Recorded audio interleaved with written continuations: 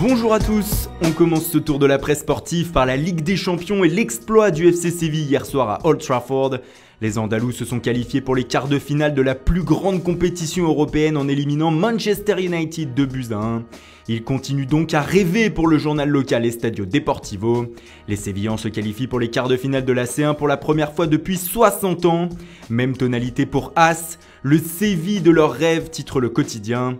Du côté de Marca, en revanche, on préfère mettre en avant le héros du soir, Wissam Ben Yedder.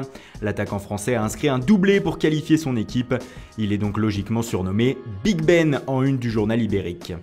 En revanche, du côté des battus en Angleterre, c'est le désarroi. La presse anglaise se déchaîne ce matin face à la prestation insipide des Mancuniens sur les deux matchs. Visage rouge, titre le Daily Telegraph qui qualifie la double confrontation de MU d'embarrassante. Les mots sont aussi durs à la une du Guardian qui écrit que le jeu de Manchester est affreux. Ce sont surtout les joueurs qui sont pointés du doigt plus que José Mourinho ce matin. Une défense horrible ou encore le mot désastre sont aussi employés pour résumer le match des Mancuniens. Dans l'autre huitième de finale d'hier soir, c'est l'AS Roma qui s'est qualifié pour le top 8 de la compétition. Les Romains ont battu le Shakhtar Donetsk 1-0 grâce à un but de Edin Dzeko. Dzegol titre la Gazzetta dello Sport ce matin. Le quotidien se réjouit puisque ce sera la première fois depuis 11 ans qu'il y aura deux clubs italiens en quart de finale de la Ligue des Champions. La Roma ne s'était elle plus qualifiée pour ce stade de la compétition depuis 2008. Toujours en Italie, Tuttosport évoque déjà ce matin le mercato sur le côté droit de sa une. Le journal italien parle de l'actualité du Milan AC, notamment du dossier Gianluigi Donnarumma. Le portier italien est annoncé partant cet été depuis plusieurs jours, notamment du côté du PSG. Et le quotidien transalpin d'affirmer ce matin que l'argent récolté par le transfert de leur pépite pourrait servir à aller chercher une grosse pointure cet été.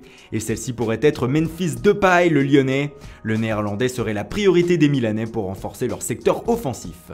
Autre rumeur transfert du jour, elle nous vient du Portugal. Selon Abola de ce matin, le milieu offensif de Benfica actuellement prêté au Besiktas, Talisca, serait dans le viseur de Manchester United.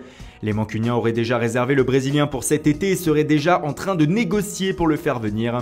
Le journal portugais parle d'un transfert de 40 millions d'euros pour un joueur qui plaît beaucoup à José Mourinho. Enfin, on termine en Angleterre où l'actualité de la blessure de Harry Kane continue de faire la une. Selon le Mirror Sport, l'attaquant de Tottenham pourrait être absent 6 semaines, soit jusqu'à la fin du mois d'avril. Ce qui inquiète tous les Anglais puisque le buteur des Three Lions pourrait manquer de rythme avant la Coupe du Monde. Le Sun Sport de son côté est un petit peu plus optimiste et table sur une absence d'1 mois de Kane. Le tabloïd apporte aussi une information assez insolite. Les Spurs pourraient aussi être privés de leur attaquant Son pour les 2 prochaines saisons.